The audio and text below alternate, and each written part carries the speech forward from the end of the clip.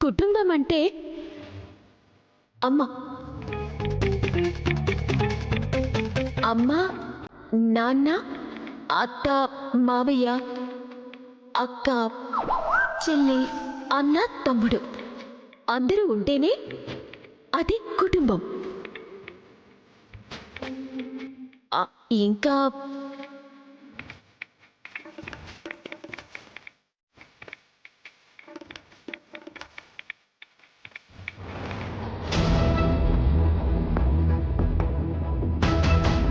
అదేంటనన్య, ఈ టాపిక్ మీద ఎప్పుడు గలగల మాట్లాడుతూ ఉంటావు కదా. అక్కడ మాట్లాడింది ఇక్కడ మాట్లాడొచ్చు కదా, తడబడతావేంటి? అంటే నాకు క్షమించాలి. తనకి మొదటి నుంచి అందరితోనూ ధైర్యంగా మాట్లాడే అలవాటు లేదు. ఆ విషయం మీకు కూడా తెలుసు కదా. మీరు అనుమతిస్తే తను చెప్పాలనుకున్నది నేను చెప్తాను.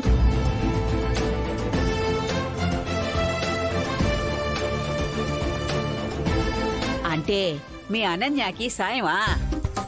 సరే చెప్పు, ఏం చెప్తావో వింటాం.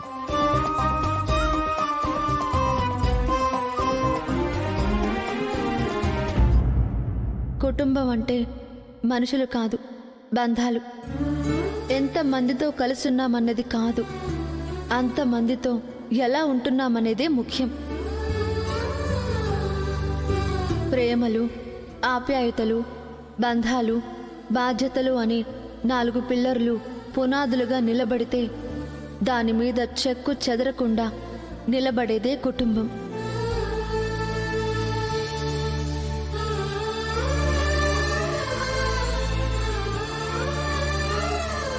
అసలు మన భారతదేశ సంస్కృతుల పునాదులే మన ఉమ్మడి కుటుంబాలు.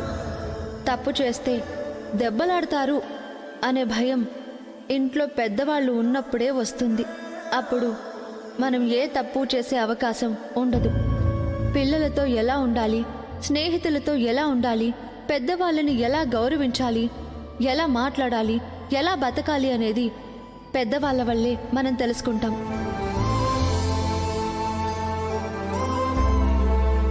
కానీ ఇవాళ స్వేచ్ఛ అంటున్నాం, మనోభావాలు అంటున్నాం. 25 ఏళ్ల పిల్లలకైనా మనోభావాలుండేది?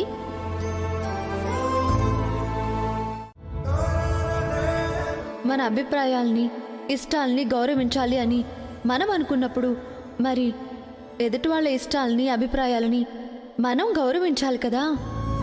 అది చేస్తున్నామా? అదే ఇక్కడ మనం మిస్ అవుతున్నాం. స్వేచ్ఛ అంటున్నాం, నా ఇష్టం అంటున్నాం, రెక్కలొచ్చాయి కదా అని ఎగిరిపోతున్నాం. ఎవరికి నచ్చిన నిర్ణయాన్ని వాళ్ళు తీసుకుంటున్నాం. ఎవరికి ఇష్టం వచ్చినట్టు వాళ్ళు బతికేద్దాం అనుకుంటున్నాం. విడిపోతున్నాం, వేరైపోతున్నాం, చివరికి ఒంటరైపోతున్నాం. చేతిలో ఉన్న ఫోన్ తీసుకుని ప్రపంచంలో ఉన్నదంతా తెలుసుకోవాలని వెతికేస్తూ ఉంటాం.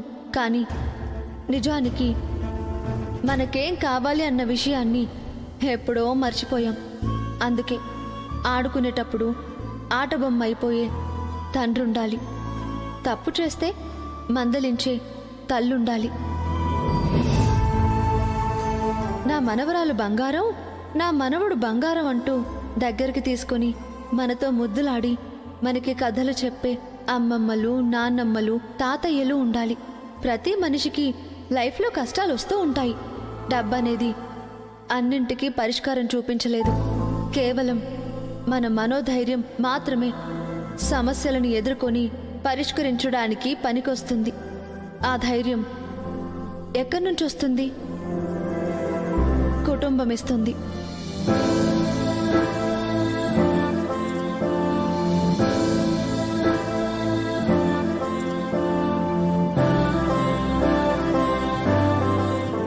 ఏ ప్రాబ్లం వస్తే నాకేంటి, నా వెనకాల నా వాళ్ళు ఇంతమంది ఉన్నారు అనే ధైర్యమే మనోధైర్యాన్ని ఇస్తుంది.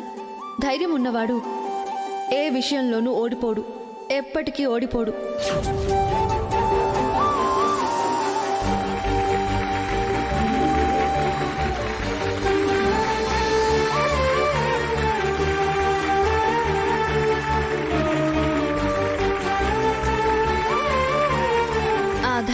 మనకిచ్చేది ఉమ్మడి కుటుంబం.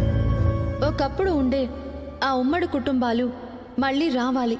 అప్పుడే భారతదేశం నిజమైన వసుదైక కుటుంబం అవుతుంది.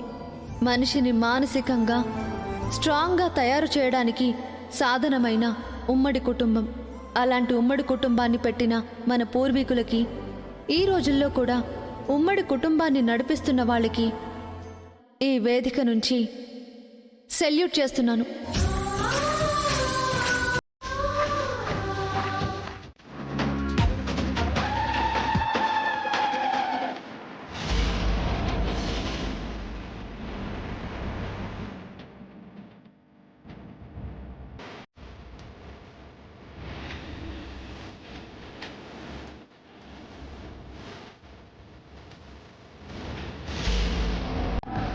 ఈ బ్యాగ్ ఏంటి అని చూస్తున్నారా?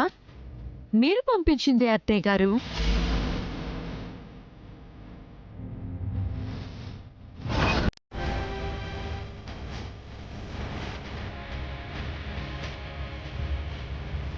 మేము వ్యాపారం పెట్టుకోవడానికి సాయం చేసినట్టుగా నటించి మా మీద పెత్తనం చెయ్యాలని, మీ అదుపాజ్ఞలో మమ్మల్ని పెట్టుకోవాలని ఆశించి పంపించిన డబ్బు తిరిగి మీకే ఇచ్చేస్తున్నాను.